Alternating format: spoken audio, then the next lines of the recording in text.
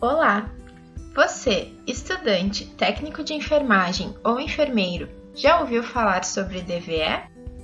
DVE corresponde à sigla de derivação ventricular externa, que é uma tecnologia frequentemente utilizada em pacientes neurocríticos internados em unidades de terapia intensiva, sendo contraindicado seu uso em unidades de internação, dada a necessidade de monitorização contínua e cuidados intensivos. Mas o que é e como funciona a DVE? Trata-se de um catéter inserido nos ventrículos cerebrais e conectado a um sistema de drenagem externo. Tal sistema permite a drenagem do líquido cefalorraquidiano, com consequente redução da pressão intracraniana, promovendo o equilíbrio intracerebral. Além disso, permite a monitorização da pressão intracraniana, através de um transdutor de pressão conectado à DVE e a um monitor multiparamétrico. É importante lembrar que para otimizar a perfusão e oxigenação do tecido cerebral, a PIC normal no adulto deve estar abaixo de 20 mm de mercúrio e a pressão de perfusão cerebral, que corresponde à pressão arterial média menos a PIC, deve estar acima de 70 mm de mercúrio. Tais valores devem ser monitorizados e registrados pela equipe de enfermagem. Existem diferentes modelos de DVE. Todos são compostos por um catéter inserido diretamente no ventrículo cerebral, um sistema de torneiras que permite a monitorização da PIC, administração de medicamentos e coleta de líquor para análise laboratorial pela equipe cirúrgica, bureta para drenagem licórica, bolsa coletora, filtro hidrofóbico antimicrobiano e escala graduada de pressão em milímetros de mercúrio e centímetros de água. Quais são as indicações para o uso da DVE? São múltiplas, mas a DVE é principalmente indicada nos casos de hidrocefalia aguda e hipertensão intracraniana, que podem ser decorrentes de meningites, hemorragias subaracnoides e outras hemorragias intracranianas, tumores cerebrais, traumatismo crânioencefálico e anomalias congênitas. Quais são os principais cuidados de enfermagem com o paciente em uso de DVE? Primeiramente, o posicionamento.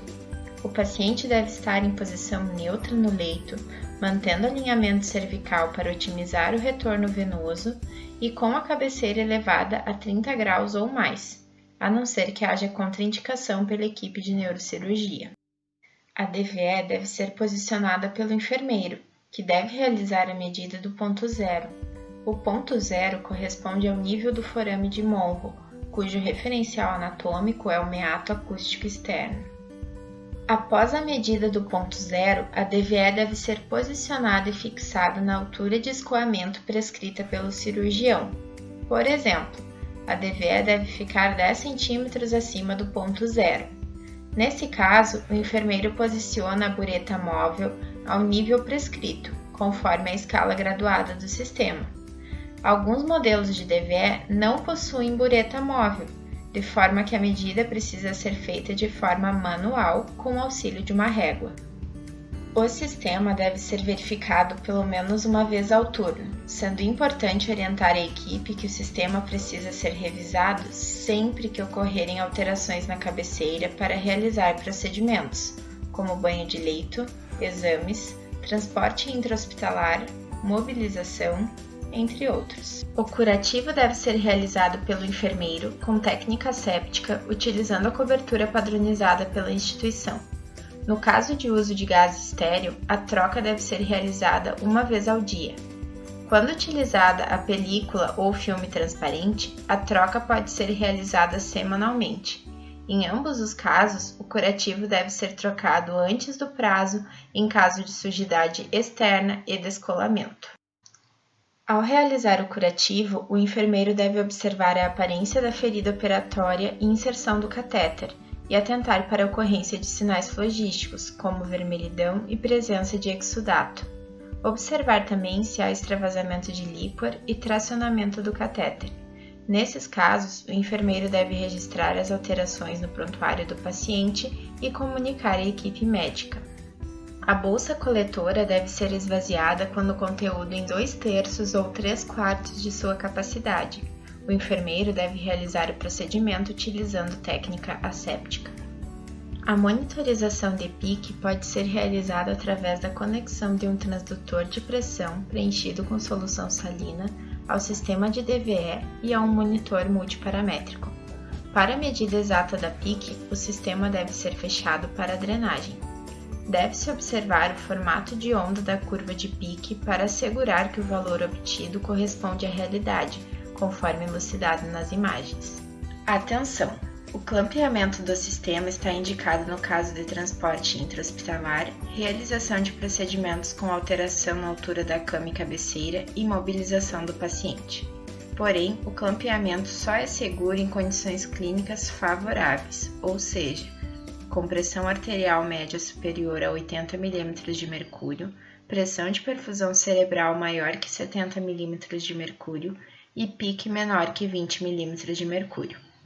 O sistema deve ser aberto o quanto antes, e a equipe deve estar atenta a sinais de piora clínica, como alterações nos sinais vitais, rebaixamento de sensório, cefaleia, vômitos, entre outros.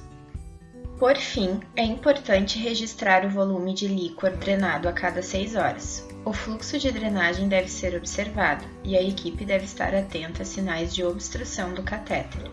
Caso haja dúvidas em relação à permeabilidade do catéter, o enfermeiro pode posicionar por alguns segundos o sistema abaixo do ponto zero, de forma que, se o catéter estiver pérvio, haverá drenagem. Em caso contrário, é importante comunicar à equipe de neurocirurgia. Esses cuidados são muito importantes para minimizar as complicações relacionadas à DVE. As principais complicações são infecções, obstrução ou tracionamento do catéter, drenagem aumentada ou diminuída de líquor. Tais complicações podem levar a maior tempo de permanência em unidade de terapia intensiva e no hospital, além de estarem associadas a piores desfechos, como o óbito. Você é essencial para melhorar a assistência ao paciente em uso de DVE. A adoção de protocolos facilita a implementação de ações padronizadas e baseadas em evidências. Confira na íntegra o protocolo que guiou a criação desse vídeo, no link na descrição. E compartilhe com amigos e colegas para divulgar esse conhecimento.